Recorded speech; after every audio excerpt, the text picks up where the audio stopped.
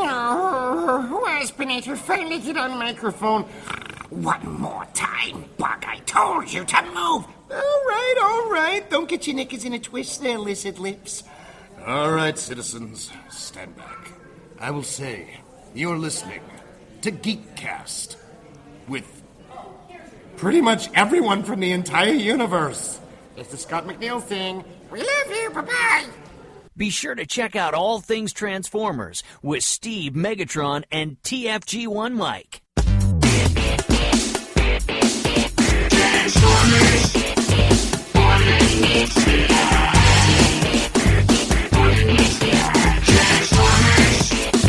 Robots in disguise. Transformers.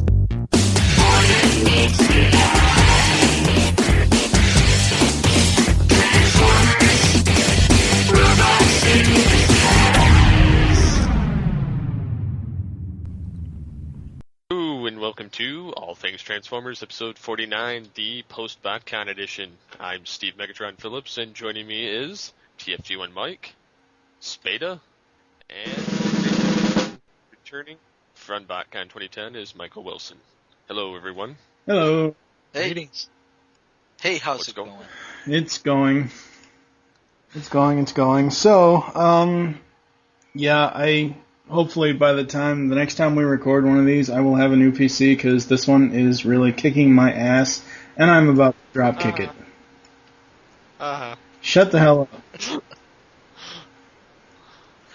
I just had to forward the scene from Office Space to somebody where they take the fax machine out into the field and demolish it. Yeah, I didn't save this audio, but when my computer basically shut, I don't know if it's a power supply problem or what the hell the deal is, but yesterday I was just texting someone on Skype in a chat, and all of a sudden wasn't recording, wasn't talking, wasn't using up so much, power on the computer. All of a sudden it just shut down, restarted, and when it restarted and Skype reloaded, the font is like 10 times smaller and I can barely see it. So if you guys need to put shit in the chat, don't.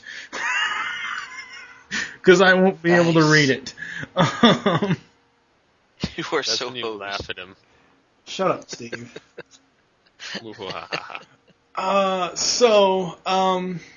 What has everybody been up to? Spada, what have you been up to this week? Power core combiners and visiting my Toys R Us on almost a daily basis. Yeah. Other than that, work. Any luck? I've got almost the entire first wave of the Power Core Combiners. Voyager Sea Spray, Legends Ravage, who is very, very cute, I might add. Aww. Still no War for Cybertron figures, though. Yeah, I'm looking for... no, I've got Bumblebee and Prime, but I'm looking for Generations Thrust and Drift. Nice. Actually, saying those two in the same sentence is really kind of disturbing.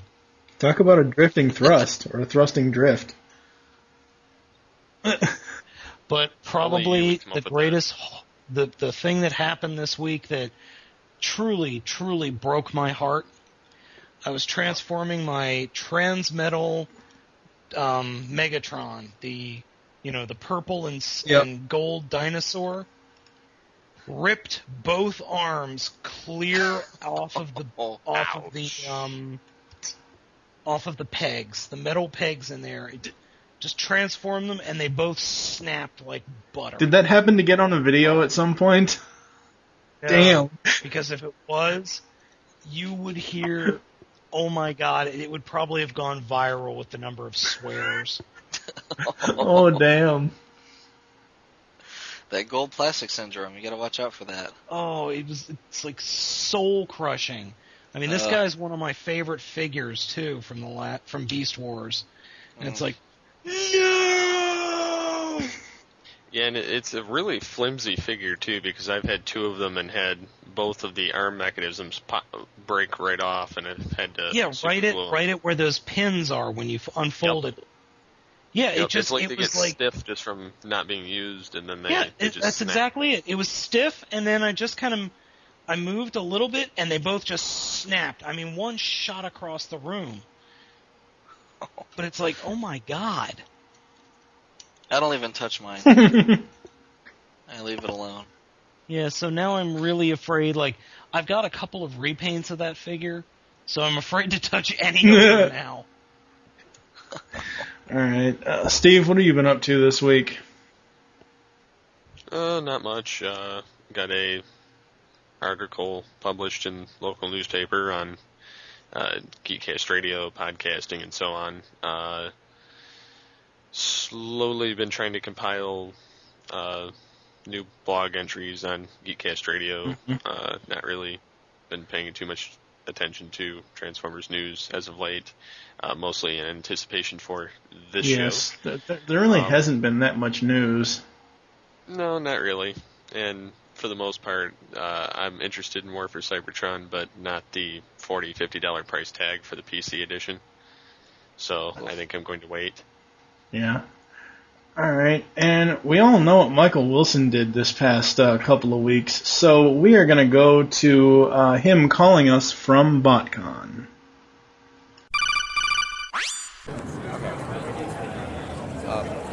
Hi, this is Bob Budiansky for Geekcast Radio Network. Thank you for listening. Thanks, Bob. Okay, sure. Any place in particular? Fantastic. This is Matt Teeger from Geekcast Radio Network. Thank you. Oh. Thanks for... Please. You got it. I was going to record a little something for the Geekcast Radio Network. In the front? I was recording for the Geekcast Radio Network, yeah. Aha. I can do that by my picture if you want. Or... Say hello. Hey, hello. Paul Lighting here. Actually, it's Paul Lighting, Perceptor. Thank you so much. My pleasure, man. Very nice to meet you. What's your name? Michael Wilson. Hey, Michael. It's a pleasure, man. Stan, as long as you're here as a captive audience, could you say hello for the Geekcast Radio Network? For the which network? The Geekcast Radio Network. Okay. Hey, this is Stan Bush on the Geekcast Radio Network, and you got the touch. Thank you so much. You got it. Hey, Stan Bush. Hey, Good to meet you. Michael Wilson from Geekcast Radio Network. Oh, cool. We did a podcast with you. Yeah. I should say Michael Blanchard, TFG1 Mike. All right. Say, address this to him, to Mike. No, just go ahead and sign it. Okay. Hello there. Are you recording? I am. Oh, okay. God. Hey, what's up? Well, you've got to sign it. Yeah, so cool. Nope. Yeah. One more. Carla. Carla, that is too kind. That is hot. It was fantastic to meet you in person. Oh, you too. Really good to meet you. So, June 21st, 2010, Mr. Wilson took a trip. Tell us about your trip, Mr. Wilson. Well, I tell you, we got to Disney World first, and we spent a few days in Disney World with the family, and that was kind of awesome. And Disney World, how could it not be awesome? Except for the fact that it was like 95 degrees and 88% humidity the whole time. Yeah. It was grueling, and there was just sweat pouring off me, and I'm thinking to myself, there's 2,000 geeks that are going to converge on this area, this weekend, and they're all going to smell just like this. This is not pleasant. Oh, you're setting a wonderful scene for me come in a few weeks when Otakon is going to be in Baltimore. Well, hopefully it won't be that bad. I mean, I took 2 showers a day. I showered in the morning, and then I came back at lunch, or after lunch, and showered again. So it's like, I was very clean.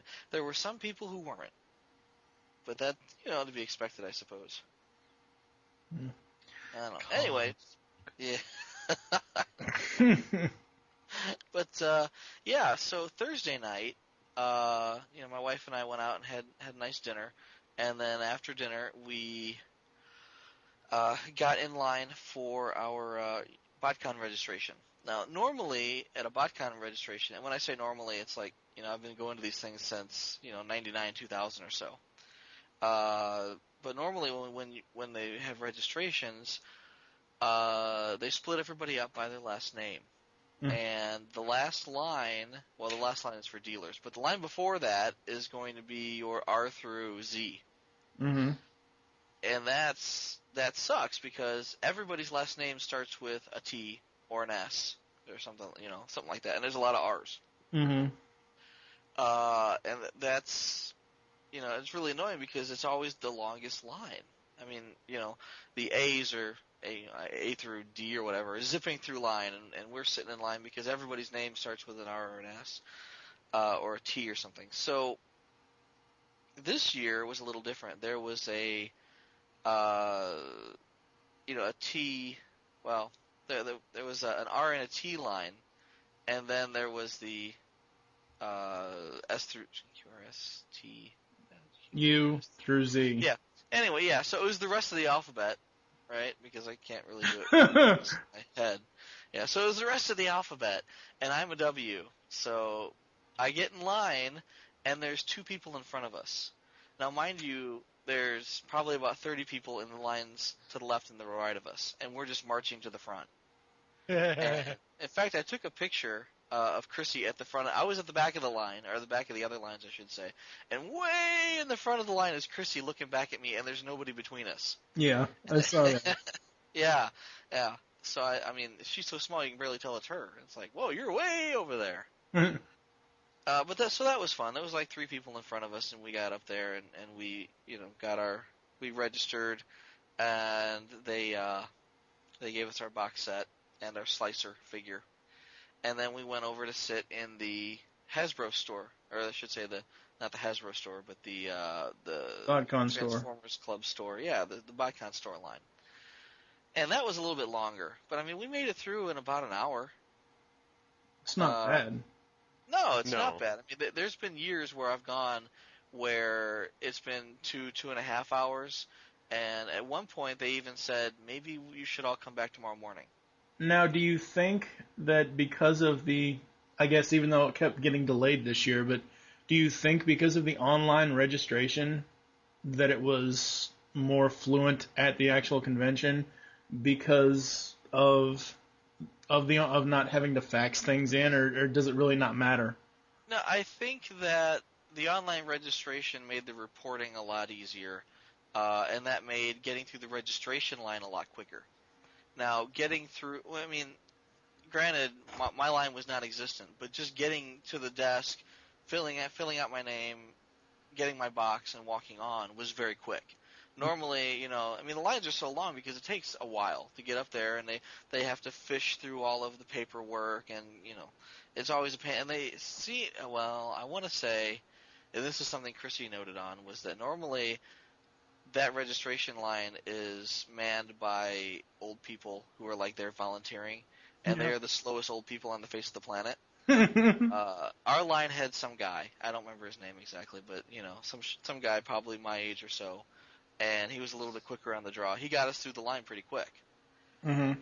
So you can't complain there. Now, online registration has nothing to do with the BotCon store. So No, I was just asking as far as the actual box set line, as far as the actual registration lines. That's what was meaning. I think it went a little quicker. Yeah. Compared to other years with, fax-based registration and old people volunteers, it went by pretty quick. Awesome. Yeah, so can't complain there. But yeah, we sat in line for about an hour. We got our box, we got our pieces, and we marched out of there. I did run into Thorazine. Yep. And I mean, he was just hanging out. In fact, he didn't even realize he was standing next to Brian Kilby. And I marched up and I'm like, "Hey, Brian!" And I'm like, "Brad, take our picture." And he's like, "Okay." So he takes our picture, and I'm like, "Brian, come here, take our picture." And Brian took a picture of me and Thorazine. He didn't realize that was Brian Kilby. He knows who Brian Kilby is. Yeah. He didn't realize he was standing next to him, which was just funny. At the time, I didn't realize I was standing next to Ender. Oh, damn. Yeah. I didn't actually meet him until the next day. So it's like, yeah, we're all hanging out. and took some pictures, and then we got out of there. There was also a parts party. There's a guy on the TFW boards named Megamus, Mm-hmm. and they have a toy store called Mega Toy Fan. Mm-hmm. So it's the Mega Toy Fan. I mean, this guy literally got another room for his toys. He had his family set up in one room, and then in the next room, which was the corner room, so I guess nobody complained. Yeah. But the next room was the corner room, and he literally had the entire room filled with shelves with toys. And he had a lot of stuff. I mean, a lot of nice stuff. Was like this rare at stuff. his house or No, this is at the at the hotel. hotel. Jeez. He had 2 rooms in the hotel. Now, mind you, these rooms are $140 a night, and that's before they ding you with $10, $20 in fees and shit. So, which I didn't know about until we checked out, but that's different story. So we go in there, and he's literally got the whole room, everything. I mean, the dresser, the beds, the TV is pushed back. They did have War for Cybertron on the TV, which was kind of cool. And I think it was his son that was playing it. But eventually he turned it off so he could play Lego Star Wars or something, which was still kind of cool. But regardless, this guy had set it up so that they got an exclusive toy specifically for their parts party. Awesome. And the exclusive toy was a head robot's head, one of those little cobras. And he was selling it's clear red plastic, and he was selling them for $20. So I was like, cool, so I picked one of those up. I got some parts while I was there, and honestly, I think I got a little reamed as far as the price goes, but I went ahead and bought them anyway. And I say I got reamed a little bit because on my way back from the parts party, actually, I want to say I left. I was waiting for Thorazine to come out so we could, go get a drink or something, but the line to talk to this guy was so long, and he was busy talking to everybody at once. And yeah, it was just a clusterfuck in this room. So Thorazine never came out, so I eventually just left. So I'm heading back to my room, and there's a guy, 2 guys actually, that literally have suitcases open in the lobby, and they're full of toys and parts. And I took my parts list up to the guy, and he gave it to him. He very quickly looked through his stuff and handed me a bunch of stuff that I didn't have yet for like $10. Now, mind you, Megamus just charged me $75. No. Yeah, and this guy's like, "Oh yeah, here, take this, and here's some more of this," and literally, it wasn't expensive at all. I mean, I probably. I want to say I grabbed some parts from him. I got the parts to finish off my Micromasters Countdown set. Mm-hmm. And then I got some guns and some stuff. And then I also picked up a what is this? This is one of those UK Predator jets. He's missing his gun. I think this is Scorch. I forget his name, but he's missing a gun. He's a little dusty. I got to clean him. But I picked one of. I think I gave him all of like $20. And I'm thinking, well, shit, I'm kind of wishing I'd come here first. Yeah. Yeah, but anyway, so neither here nor there. I went to a parts party, met Thorazine, met Brian Kilby, headed back to my room, went to sleep. The next day, and this is what kills me, is that, there wasn't a whole lot to do. It's like you wake up and you're thinking, all right, I'm all set. Let's go. Let's do the BotCon thing. The panels didn't really start until, 9. For me, it really didn't start till 10 because the 9 o'clock panel was like the Collectors Club comic. Yeah. And I'm not really invested in the Collectors Club comic. I don't really care about that. 10 o'clock, yeah, I'm looking at the thing now. 10 o'clock was the Takara Tomy panel, and I wanted to see that because Yoki-san was there. And that was kind of interesting, but the thing about Yoki-san is his English is a little slow, And so people would ask him questions, and he would be slow to answer, and it wasn't a whole lot of information really coming out. Yeah. But it was still cool, because it's like, hey, this is the guy who's had his hand in every Transformer that's ever been made, all the way back to Diachrome. Mm-hmm. I want to say Diacron, but Diaclone. Diaclone. Exactly. After that was Bob Budiansky, which was cool, because I've never actually met him before. And I've read transcripts from his panels before, and he basically said the same thing he's always said. The whole story of, they basically, Hasbro basically came out and talked with, I know the guy's name, and I can't remember what it is right now, but he's like Jim something. Jim Shooter. Talk with Jim Shooter at Marvel, and Jim Shooter came up with some ideas, and then he was looking for an editor to do it, and the fourth editor down, he went to one cube, and the guy turned him down, went to another cube, turned him down. So the fourth guy was Bob, and Bob said, sure, I'll do it, and he hammered out 26 bio cards and renamed like half the guys in a weekend. It was like Thanksgiving weekend, and he just hammered it out, and then he turned it in. And they were so happy with it that they had him do the next batch, and the next batch, and then they had him edit the 4-issue comic book. And then after a while, he's editing and writing and even doing art cover. Like the Car Wash of Doom, that's his cover. He drew that himself. It's funny you mentioned that. TJ Omega from the TFW podcast actually had Bob sign that comic book. Yeah, I saw that, yeah. I actually saw TJ Omega at the, I saw him there, and I was looking at him thinking, I recognize that guy from somewhere on YouTube, but I just can't place him. I don't recognize him. And it was weird, because I saw him. I was like, hey. And then the store opened at 2. Mm-hmm. So it's like, okay, so from like noon to 2, I got nothing to do. And then there was the Hideki Ioyki, Bob Budiansky, and Aaron Archer autograph session that I completely missed because I was in the sales room. I did get in line for Stan Bush and Paul Eiding and Scott McNeil. Yes. We have a bone to pick with you about the Scott McNeil thing, which we will also be bringing up on Beast Unleashed. Okay. You could have found him later to ask him for an interview, damn it. Do you know how hard it is to actually get next to this guy? All you gotta do is go outside where the smokers are. Oh, yeah.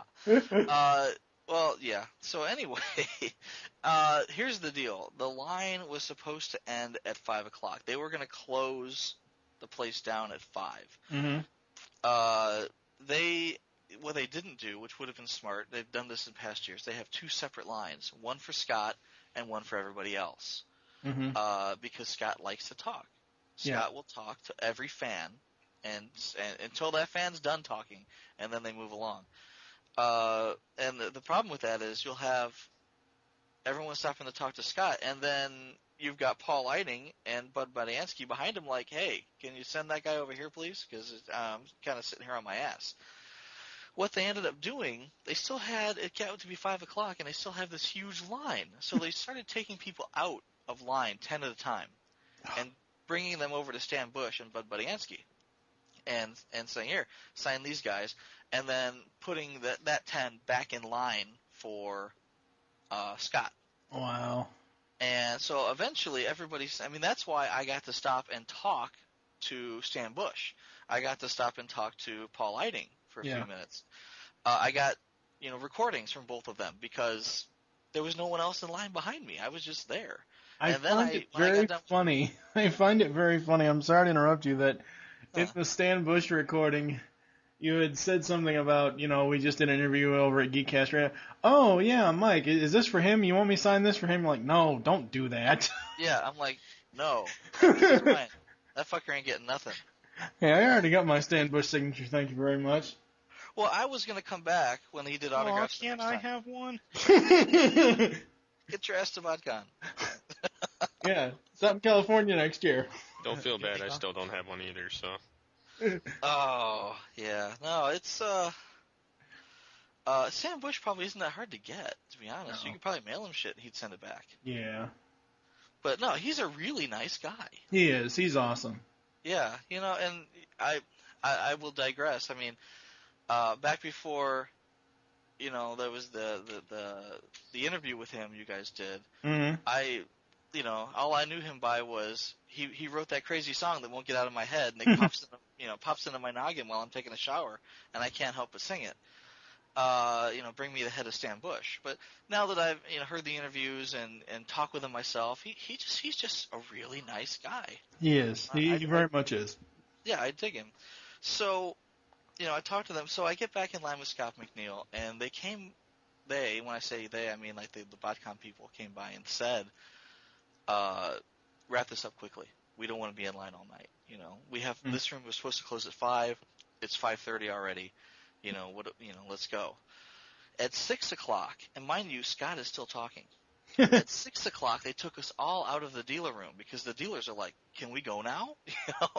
And they took us all out of the dealer room, put us in the hall up front, and put Scott out there, and he's still signing.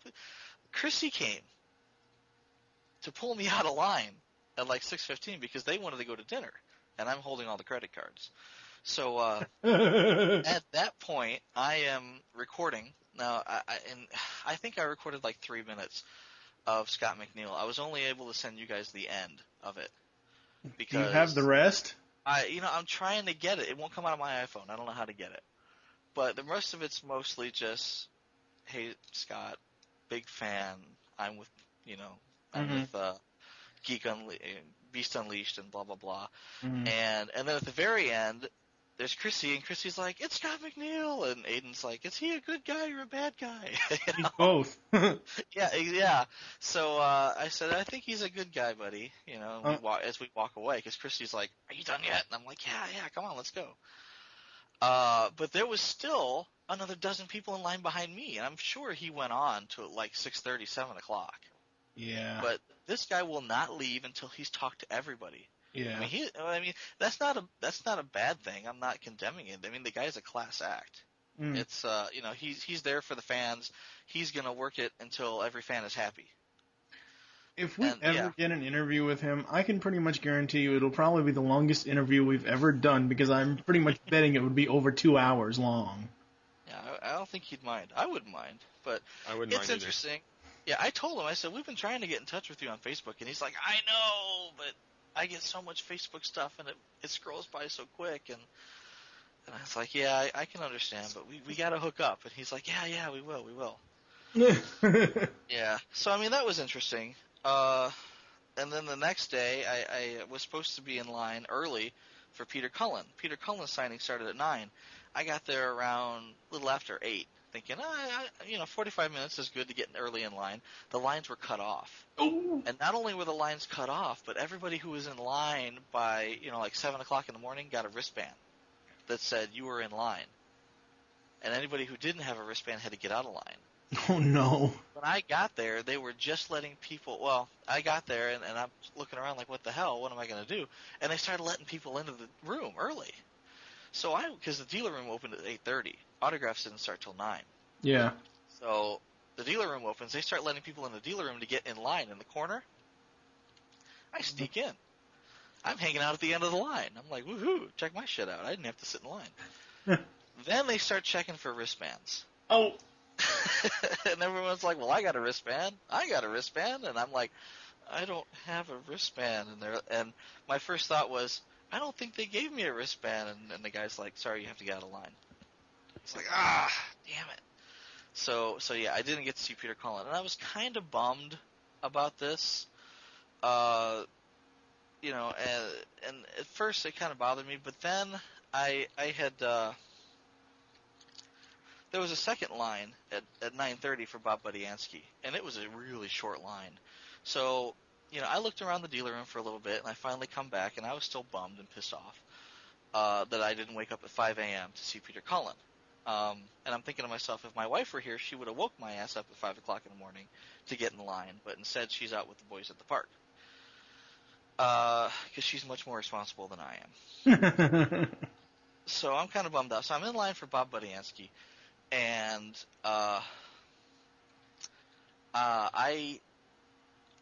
What happened here? Oh, I'm watching the people walk out from talking with Peter Cullen, because I can see Peter Cullen. He's 10 feet away.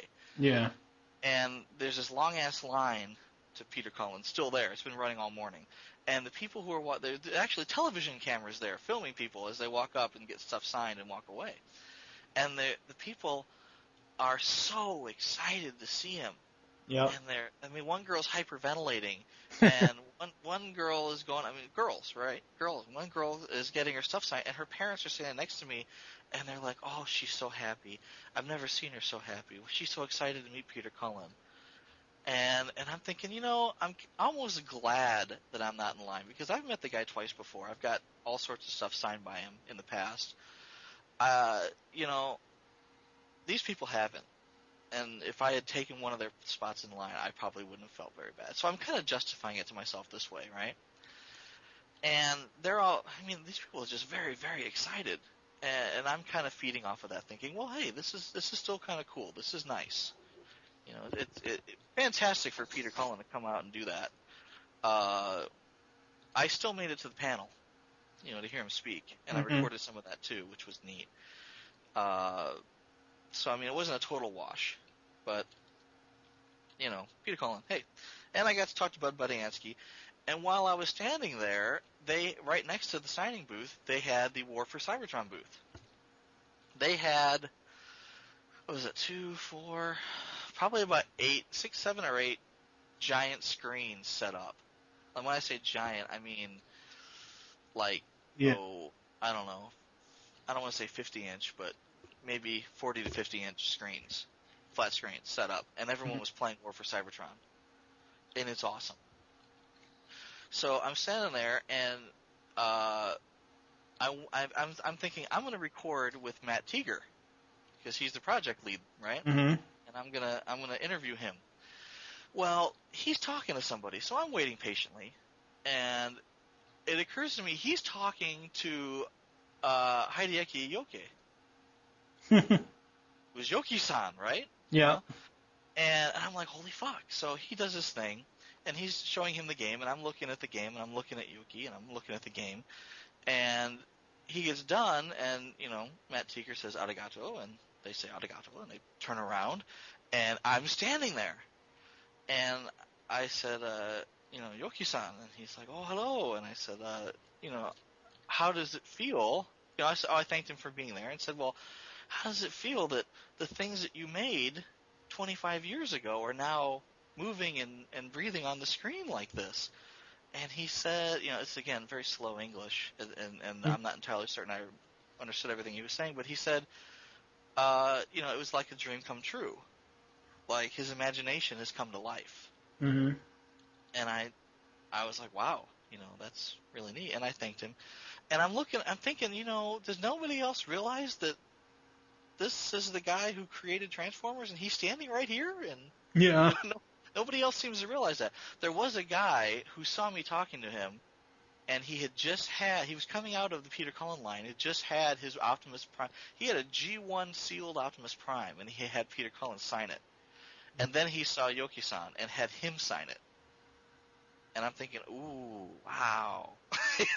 That would be a nice catch. He is going to make a mint on eBay with that one. Exactly. And I couldn't tell if it was a reissue. It wasn't a Toys R Us reissue. It may have been, 2005 New Year's or whatever. I don't know. But he had one in the box, and it was signed by Peter Cullen and Yoki-san. So that was kind of, Oh, and I did, after Yoki-san left and I thanked him, I did talk to Matt, and I got a little recording from Matt. I think I sent that over. Yeah. I don't know how much of it I sent over. It was a longer one. Not much. No, it wasn't very long, actually, what you sent over, but... Okay. It was 2 or 3 minutes, and he was given the whole spiel. Yeah. About, he basically gave the same spiel that I've seen 1,000 times. I didn't really ask him any questions. I think I asked him, so is this the multiplayer or the single player? And he's like, no, this is single player. And he was explaining it and how it works. And then he showed me how to play it. I turned the recorder off at that point, so he showed me how to play, and then we played for a little bit. So that was kind of cool. So I got to play War for Cybertron with the project lead. Awesome stuff. Yeah, I was all excited. Yeah, so at that point, I'm not feeling nearly bad, about missing Peter Cullen, but I passed on the next autograph thing, and I went to the panel. I went to the Activision panel, and they talked about how they built the game. And Aaron Archer was there. They talked, and I'm presuming Aaron Archer was there basically to make sure that Matt didn't leak anything important, or anything secret.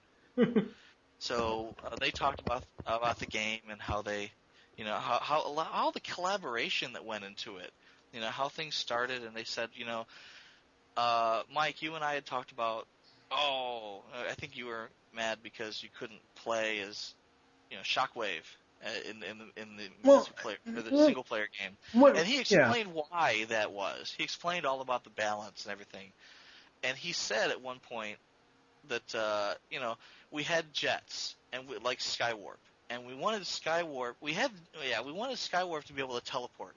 So in order to teleport, you could temporarily turn invisible. And then we wanted to also have Thundercracker be a sharpshooter. So we gave them the sniper rifle.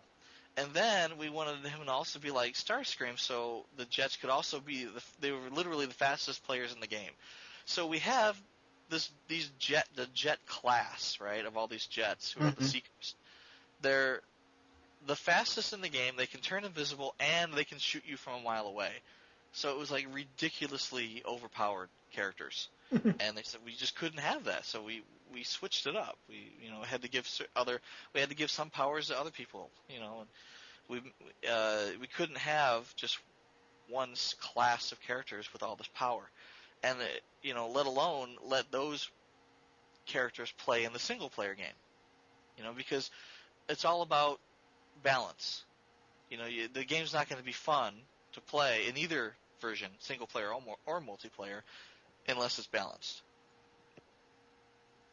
I guess, but I just think, and I'm not going to really get too much on this because it's a tangent and we need to keep this, episode kind of tight, but my thing is if you're going to have a store exclusive for a game, like a code or whatever it is to get this exclusive character, you should be able to use that character throughout every single mode of the game. That's just my opinion on it. I understand that they need to balance things and everything else, but if you're going to have some sort of incentive to buy from GameStop or to buy from Best Buy, I think you should be able to use that character in any mode of the game, not just specific modes. That's just me, and that's all I'm saying. And again, when you're playing the game... Totally agree. Yeah. Well, when you're playing the game, it's like, it's part of the story. And Aaron Archer had basically said, as of Friday, the Transformers canon has been rebooted, starting with this game. Yeah. When this game comes out, that's the new canon. And Aaron Archer he talked about this a little bit on Sunday, but basically said, he has been reimagining who are the original 13 Transformers. Mm-hmm. Where does that come from? Who are these people? What's their story? And there's like a whole line of comics and books and all sorts of things that are coming out that are going to feed on this new mythos that they're recreating. And it's very closely related to the earlier stuff, but a whole new canon basically, and it's starting with the game. But as someone who's been playing through War for Cybertron, I'm finding that this whole thing with Dark Energon makes no sense. It's like, oh yes, we have this mystical Dark Energon that nobody has ever been able to control except now Megatron can control it. It's like, what? What? Yeah, and he's gonna turn the planet into a war planet. But they introduce these new concepts like Zeta Prime. Well, we have to inform Zeta Prime, and Optimus Prime says, Zeta Prime's kind of dead. I'm accepting field command or something. And they kind of explain things like how Optimus became the commander, how Optimus met Bumblebee, how Megatron met Starscream. And I saw these, and I'm like, wow, this is really interesting. A lot of new concepts that are coming out, and then kind of obliterating some older concepts, like who the hell is Zeta Prime? Things like that. Zeta Prime's there, just there. Well, yeah, Zeta Prime I thought was the leader of the Autobots before Optimus. He is. Yeah. But not for long. Yeah. Well, I think at the end of I'm assuming, I didn't see this, but at the end of the the Decepticon campaign, I'm assuming that Megatron kills him. Just assuming. I don't know.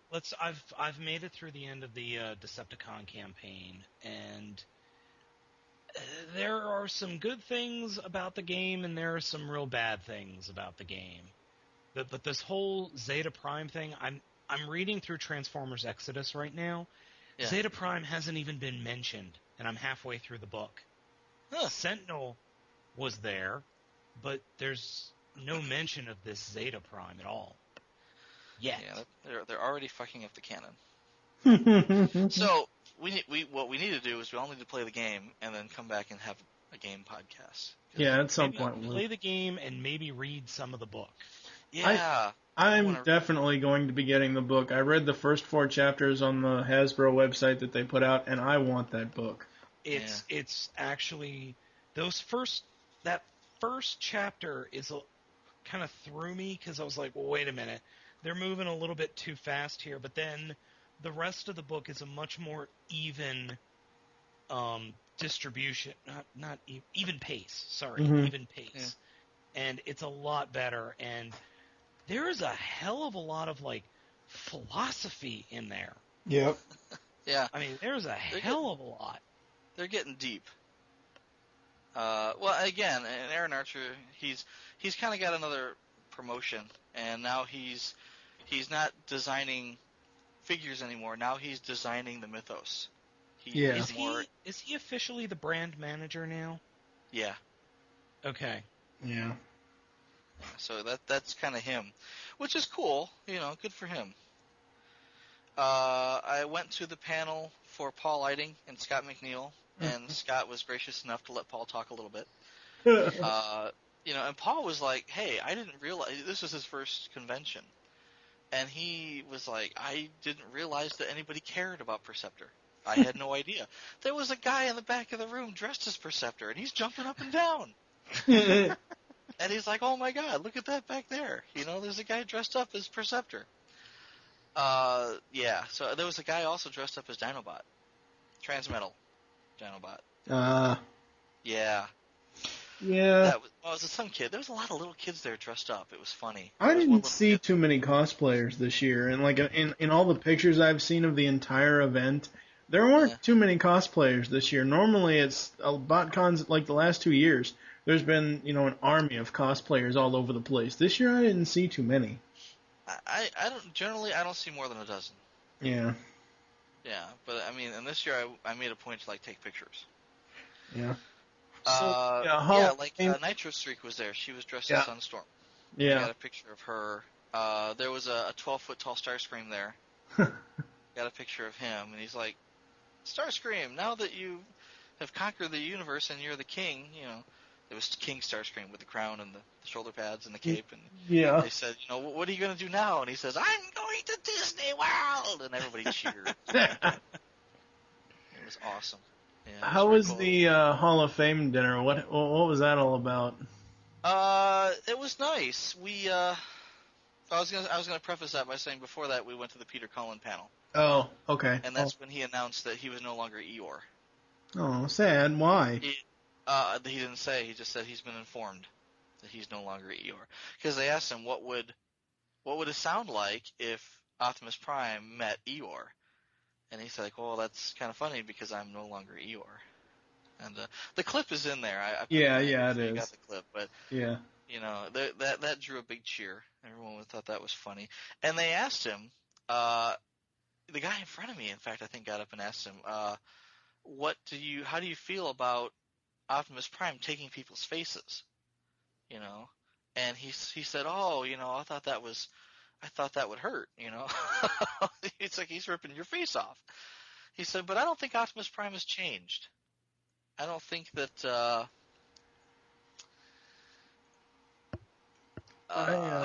yeah," he said, "I don't think Optimus Prime has changed." And everyone else is like, "Oh, I think he has." There was kind of a murmur across the audience, like, "I think he has." Yeah, very much so. Yeah, but no, he didn't think so, and he's basically standing on his point that no, Optimus Prime still stands for truth and justice and dignity and courage. Big guns! He's just a little bit more violent. Yeah, it's just a stone-dead killer now who puts bullets through Demolisher's head without so much as asking him who the hell the Fallen is. Yeah, so I mean, I understand that, Peter's getting a paycheck and he can't say certain things, but come on, man, come on. And he did plug the hub. He's like, oh, and the hub, you're gonna love the hub, and the hub is amazing, and it's like, dude, we understand you're getting paid. Okay, fine. At least Scott is gonna come out and say, I'm a whore. Whoever's gonna pay me, I'll say it. Yeah. Yeah. Not to say that Peter's a whore. We love Peter, but he's getting a paycheck. We understand you have to plug them. You could hate the hub. You could completely, despise the PR guy for the hub, but Yeah. you get a paycheck, so you can't say that. Yep.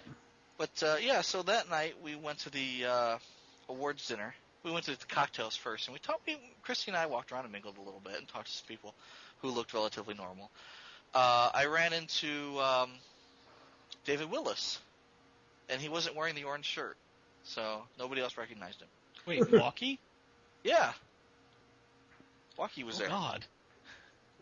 He wasn't wearing the orange shirt. Yeah. So I said, he's wearing it to eat conventions that aren't Transformers. Yeah. Well, that's his thing. Everybody knows him because he's orange. I went to a BotCon a couple of years ago, and my hair was still growing out long, and I had the No, I'm Batman shirt on that I bought from Willis a few years back. And somebody stopped me and said, "Are you David Willis?" And I'm like, "No, he's wearing an orange shirt. You'll recognize him. He's the only guy here in an orange shirt." So yeah, this year I got a haircut before I went, so I wouldn't be mistaken for Walkie. But yeah, so I saw him there, and he was wearing a black collared shirt, and I said, "Hey, David Willis, I didn't recognize you without your orange shirt on." And he's like, "Oh, I own other shirts." And I'm like, "Yeah, you clean up well." And he kind of looked at me and said, he's like, "Yeah, I clean up sometimes." And I'm like, "What are you drinking?" And he's like, "I'm having a rum and coke." And I'm like, "Oh, well, don't get hammered." And he's like, "Oh, I intend to." Yeah. So yeah, I didn't see him the rest of the night, but I saw him then, and Christy and I were mingling again, and I pointed out Stan Bush, and I'm like, "See over there, that's Stan Bush," and blah blah blah, because Christy, was getting drunk basically. She was getting drunk and was hanging on me because she was afraid that these fangirls were going to attack me en masse. And it's like, no, that's not the case. They could care less about me. Anyway, so each inductee had a little video that explained who they were and what they did, and each robot had a little video that explained who they were and what they did. And the funny thing is, each robot had a theme song. Mm-hmm. And this is what kills me. This kind of bothered me, and I'll tell you. I kind of felt that Stan Bush got snubbed here, because Bumblebee's theme song was the Karate Kid theme. It's like, "You're best around, na na na na na na na." Well, you've talked to Stan Bush, and he basically said that Dare, or maybe The Touch, or maybe both of them, what he really wanted for them was to be a montage in an 80s action movie. Yeah. I think he said Cobra. But, yeah. Literally, this was the Karate Kid theme song. This was the montage in an 80s action movie. Yeah. And they used it as Bumblebee's theme song, and they didn't use, The Touch. I think people would have freaked out if they, standing ovation if they had used The Touch. Yeah, The Touch should have been for Prime, though. Well, Prime, oh God, what was Prime's theme song? They used Metallica a couple of times. Really? Yeah, they used a couple Metallica songs in there. For Megatron, maybe? I can't remember offhand, but there was definitely at least two Metallica. I think Soundwave got "I Love Rock and Roll." Yeah, he did. When he reaches up to touch the tape deck to eject, and they kind of ran that forward and back a couple times, so it looked like he was pointing to himself. and he's like, "I love rock and roll," and he's pointing to himself like I do. It was funny. I mean, these were fun, and they used clips from the movie. They used clips from the TV show. They used clips from animated when they could, for Bumblebee and Prime. It was just very well done, and I really liked it. They used "Welcome to the Jungle" for Dinobot. and That's appropriate. Yeah, exactly. And they used for Grimlock. They used the Godzilla theme song. God. Yeah, it was funny. I enjoyed it. But yeah, it was very well laid out, kind of music video-esque. But I kind of felt like Stan got stood up because it's like, wait a minute, you're the best around?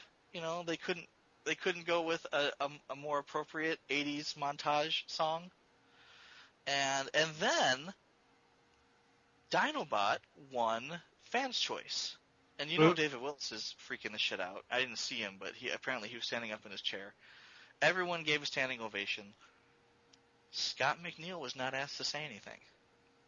They didn't say, "Scott, you're standing over there at that table 10 feet away. Why don't you come up and accept in Dinobot's voice?" Which would have been very satisfying. But nobody said anything. Sounds like they dropped the ball on that one. Yeah. They did. I felt bad for Scott, and I wanted to ask Scott the next day. It's like, hey, do you feel like you got screwed? I would bet you that either they drop the ball, or if he does that Dinobot voice, I wonder if they would be forced to pay him. Oh. Because if you do... Well, I don't know if he's a member of SAG. He had been doing the Dinobot voice all night, and nobody paid him. That's true. So I don't know. I'm not entirely sure. I think at the convention he just does it for fun. I'm sorry, Steve. Say that again? I was saying I think at the convention he just does it for fun. I don't think he's really, considering he wasn't on the main panel. Yeah. Well, I don't know. So I felt bad for both of them, but hey, they were just there to sign shit, I suppose. But then they weren't like. It's like Peter Cullen was up there, Yoki-san was up there. The other guy was the other Japanese guy who actually created Sunstreaker, the first Transformer, and he stayed in Japan. He couldn't make it. And Bob Budiansky was up there, and Bob basically said the same thing he said in his panel. Basically going up there and repeated it again. It's like, Bob, I've heard you say this 5 times already. But yeah, a lot of cheering, a lot of happy people. Christy and I ran into Elizabeth, Nightmax's mom. Mm-hmm. And that was very nice. We ate dinner with her, and there was 2 other couples at our table that I didn't get their names, but they were nice. And mostly we talked with Elizabeth, and Max was there with his toys, and he had a Dion, and he tore the arm off it. And I'm like, I'll fix that for you. So I'm sitting here fiddling with Dion for like 5 minutes straight trying to get this damn. Dion is just so poorly made. I've had legs pop off before, but never an arm. And the arm socket is not like a ball joint. Is he worse than the actual Hotshot mold? No, same as the Hotshot mold. Maybe a little looser. The Hotshot mold didn't fall apart on me when I took him out of the package. Dion did. That figure is just a terrible, terrible figure. Terrible. Yeah, I fixed him. Made Max happy. Elizabeth, very lovely. She, kind of like Willis, cleans up well, except prettier. And that was nice. So we hung out with them, and pretty much promptly got out of there and went back to our room. I think we were thinking about having ice cream afterward, but it was just like, I'm tired, and I just went. And then the next. So did the boys? I'm sorry to interrupt you. Yeah. Because did the boys get to experience any of this? Because I know this is Gavin's first BotCon, and is this Aiden's first as well, or is this his second? This was Aiden's second. The only part of this he really got to experience was when Chrissy brought him to drag me out of the Scott McNeil line. So Aiden got to meet Scott McNeil very briefly, and Aiden's like, "Hi," and Scott McNeil's like, "Hey, how's it going?" And if I'm ever able to send you the full clip from Scott McNeil, you'll hear that too. But that was it. We didn't get him a Minicon pass. Chrissy had basically intended just to take the boys to Disney World all weekend. Yeah. And they did. Sunday after BotCon, we kind of lounged around the pool instead. We decided not to go back to Epcot. We just hung out. We did walk over to the Disney's boardwalk and watch the Epcot fireworks at 9 o'clock. And then after that, we went back to bed. But yeah, other than that, no, the boys really didn't attend BotCon this year. Yes.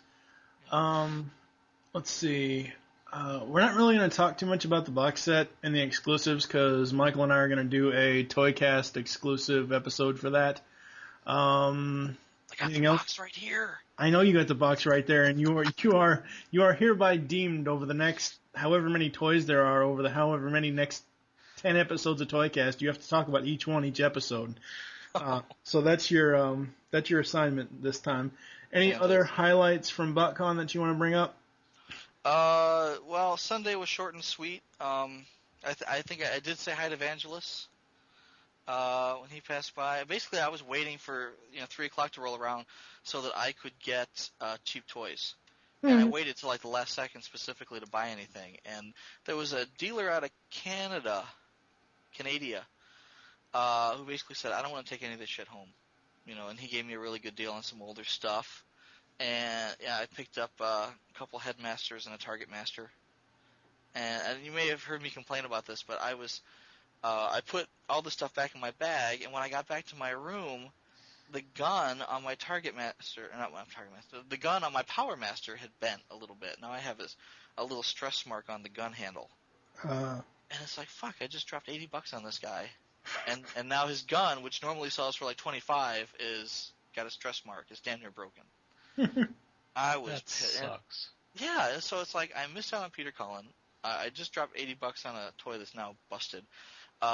Chrissy called me while I was, oh my god, I was in the dealer room. She called me and said, that gray car you have in the room, it broke.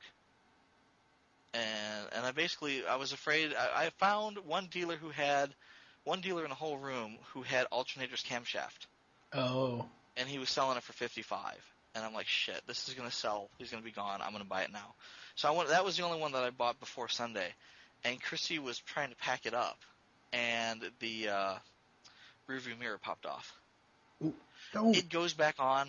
I'm not sure if it's supposed to be removable or not, but it goes right back in. Mm-hmm. I shit myself, though. I'm like, oh my god, I'm going to forget that you said this until later. I was like, oh my god. So basically I've got 2 toys here that are now busted before I even get them back to my room. I'm like, you know what? I don't want to do this anymore. It's like I got to wake up at 5 in the morning to meet people. And I miss my wife. The whole time I was missing my wife. Normally, when we go to these things, I have my wife with me. That the last time we went, she had Aiden with her. So we drug Aiden around a little bit, but this time I was kind of lonely, and it bothered me. This is the first year that I've actually talked to people. Like, I ran into Brian Kilby a couple of times. We actually sat down and recorded a little bit. I don't think any of it came through because the overhead speaker kept coming in and talking about, bullshit like, oh, the raffle is starting now, or the signature panels are stopping now, that type of thing. Yeah. So I don't know how much of it came through, but me and Ender basically sat and talked about the Unicron trilogy and how it compared to Power Rangers for like 20 minutes. And it was nice, we just had fun. And I wasn't really doing any shopping at the time anyway. I was trying to get over the fact that Chrissy broke my camshaft. So basically it's like, this is the first year that I've actually tried to talk to people. I've never talked to anybody before. I've seen people there year after year after year, and I say, like Ben Yee. I know who Ben Yee is. I see him every year. And it's like, I've never said hi to him. Maybe 2 or 3 years back, I finally said hi to David Willis for the first time. And this year I'm meeting all sorts of people. We met Thorazine and Rachel Bott, Callie, who makes the Puggle Formers. I met her, and she actually just opened up her site to commissions and got a buttload of commissions in 3 minutes and had to close it off. And she's all excited. Yeah. And it's like, I saw the Puckleformers. If she had had a bag of them there, I would have bought one or two easily. Yeah. I told her, you should have a bag of these here. People would buy these. And she's like, oh, I don't know. And, yeah. So, yeah, I met a lot of people and, hung out with some of them. And some of them, just wanted to say hi and scurry off and do their own thing, which was cool. But, again, still felt kind of lonely. Wishing my wife was there. I think I had more fun during the dinner. Wait, didn't you bring like 2 or 3 family members along so you could have your wife with you? Wasn't that the whole point of bringing the rest of the family along? Yes and no. They wanted to do other things. Yeah, basically my mother-in-law came and Chrissy's little sister came. And, that was nice, but they had their hands full with the boys. At this point, Gavin he doesn't want to sit in the stroller, he wants to run. And either that or he wants to be held and carried. So one of the two had Gavin in their arms the whole weekend. And, yeah, I mean, they babysat while Chrissy and I went out to dinner. And Chrissy and I had some alone time. We went out and went to Magic Kingdom by ourselves for a little while. And that was nice. But, I don't think it would have been feasible for Chrissy to hang out with me at BotCon the entire weekend. Yeah. Yeah, so yeah, I basically missed my wife. I wanted my wife to hang out with me. Next year, at the awards dinner, they announced that next year's is going to be in California. Again, I know. The only reason why that is because the movie comes out a month before the convention, or a month after the convention. No, the movie comes out 2 weeks after the convention. No, most July likely 1st. July 1st is when Transformers 3 comes out. June 2nd to 5th is when the convention is. Well, I have a feeling that they're going to do the same thing they did with the last movie. They're going to have people who already live in Hollywood come visit in Pasadena. Yeah. And that's understandable. I mean, maybe they can get Weird Al to come out, or Tyrese Gibson, or Michael Bay, or whoever else is already in Hollywood at the time to come and do guest spots. And that's, that's all well and good. But at the same time, it's like they know full well the problems they had last year, which were there wasn't enough hotel space. The hotels already are booked. The next day, everybody bought out the hotel. So now you can't stay at the Sheraton. Apparently, there's no other hotels in the immediate area. You're gonna have to take a cab no matter where you stay. I was talking to Brian Kilby, and he said that one of his friends got mugged and beat the snot out of while he was there. And I'm thinking, why would they? It's dangerous and it's cramped, and why would they put it there again? Why not do San Diego? Why not, a little bit open, a little bit more open, a little less likely to get mugged? Maybe, just pick someplace else where you haven't already been. And, yeah, so, I don't know. Christy basically said, hey, we haven't been to Disneyland. And I don't know how much different Disneyland is from Disney World, but Christy's basically saying, why don't we stay in Disneyland, and you can rent a car and drive the 25 miles into Pasadena? Yeah. He's like, fuck that, I don't know if I even want to go back to BotCon. It's because it's such a hassle, and I'm going to miss my wife again, and, maybe there'll be more friends there, I don't know. Oh, which reminds me, I also talked to Proto Man. Well, Very cool. Twice. We will save that for the Toycast talk. Yeah. Well, next time we run into Proto Man, we'll talk after TFCon when he has more time. We'll recap. But actually, I'm going to announce this now. We will have 2 Toycast specials in the month of July. One with Michael and I for the BotCon toys, just an overview, and then.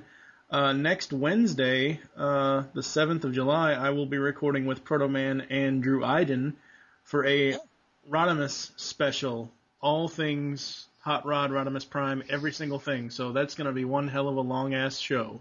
Oh, yeah, he's got a lot to say. In fact, they just announced that the next masterpiece was going to be Rodimus. Rodimus, yeah. So he's going to... I'm sure he knows. I'm sure he's freaking out. Yeah, he... there's a picture floating around. Yeah. There's a picture floating around where he tried to steal the protector armor. But anyway, all right, so we're going to cut to the Cullen audio that Michael grabbed for us. Thank you very much, Michael, for all the audio that you did grab. And that'll do it. We'll come back with a quick outro, and that'll be it. Only on Cartoon Network. Well, that's a very interesting question. I have been informed that I am no longer Eeyore. And what would Eeyore say to Optimus Prime? And what would Optimus Prime say back? Hello, Optimus. Hello, Eeyore.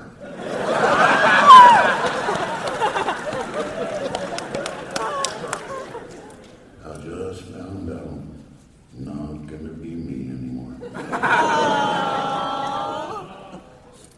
Eeyore. Whose butt do I kick?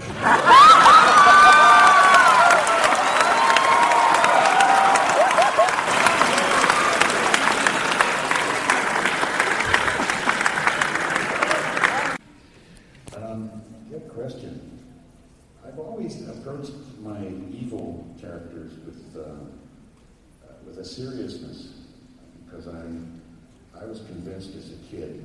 I was always more afraid when a guy was real scary. And I was never afraid of guys that pump it up and do, evil things. None of that stuff's scary. So I wanted to be scared myself. So Avenger, for example, I just try to make him really evil, really scary. Compared to an iconic hero, I much prefer to be the hero. It does so much more good than it does an evil character. And I don't know whether I answered the question or not, but there are some times to play an evil character and play him as a ham. And now that's fun, to do a real ham, but to do a serious evil character, not on my list of favorite things to do.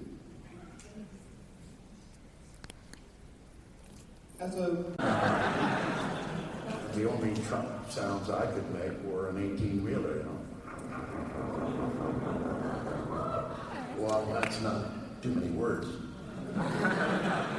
But in the breakdown of the character, that was ultimately the goal, was to achieve what the authors had intended. And the iconic character consisting of integrity, honor, courage, dignity. These are some of the greater attributes that every real hero should have, and they were included and they were there.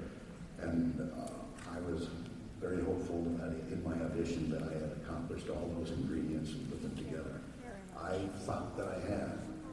And the story is that I based Optimus Prime on my brother Larry, who was a captain in the Marine Corps at the time and retired, and we were sharing an apartment together. And I was on my way to the audition when Larry told me in his voice, he's only 13 months, we're only 13 months apart.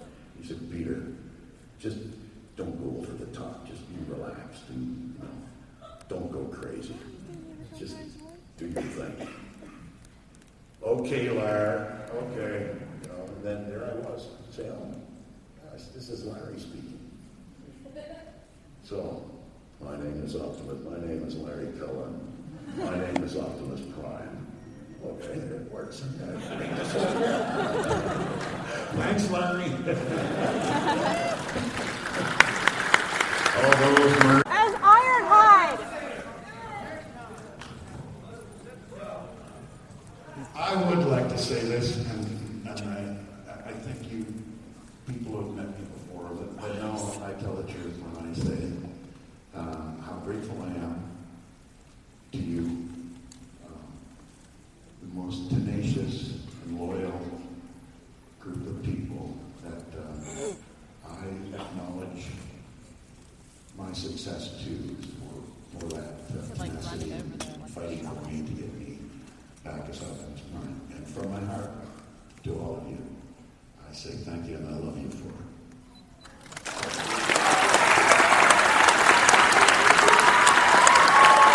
For this incredible Transformer journey. Our hearts, our minds touch. And with the mothership of Hasbro, our protector, with the geniuses of Hassan and Bob, who are here with me tonight, we have taken that journey, and here we are again for the second time today, where I'm saying thank you. I want to thank you from the bottom of my heart. I want to thank Hasbro for being the protector, for being dedicated to make this possible for us over all these years, to define the creative dedication, the support, and the courage to keep it going so that we can share this incredible experience. With that, I just want to say one more time, thank you, and I love you.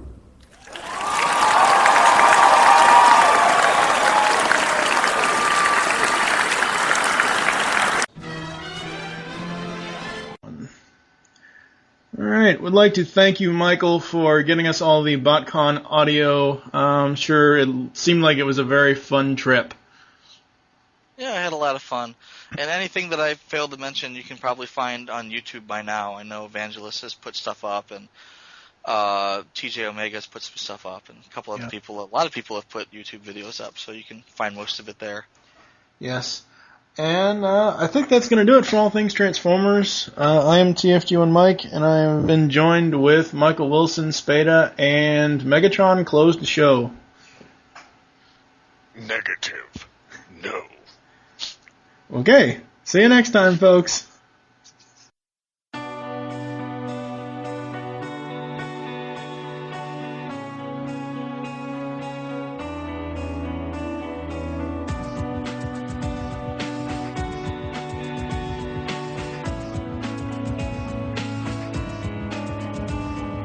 After all is said and done, you never walk, you never run.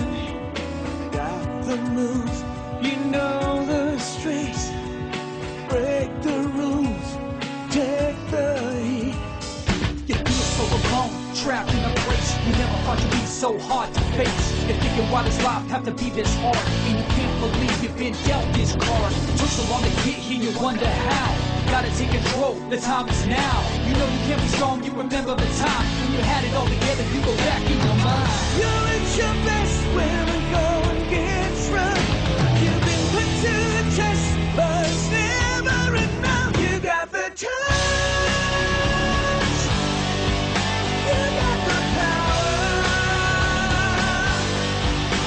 When our hands breaking loose, you're in the eye of the storm.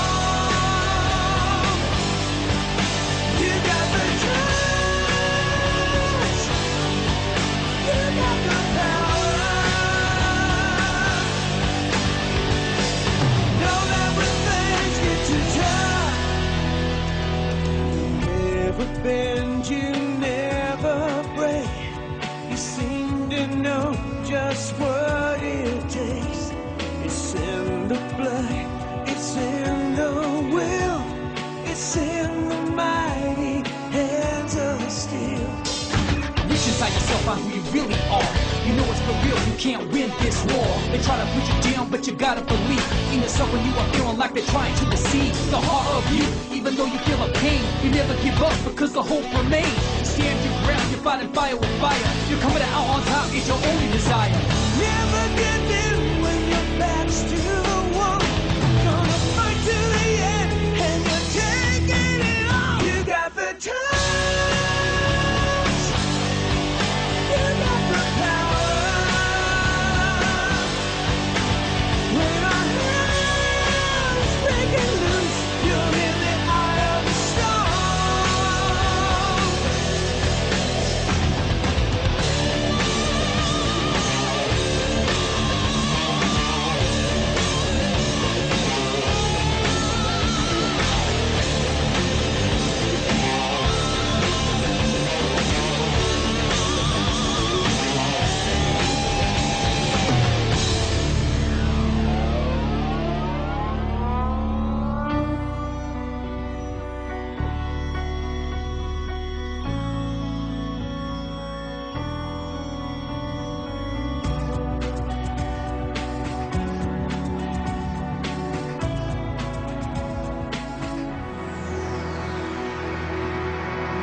You got the time.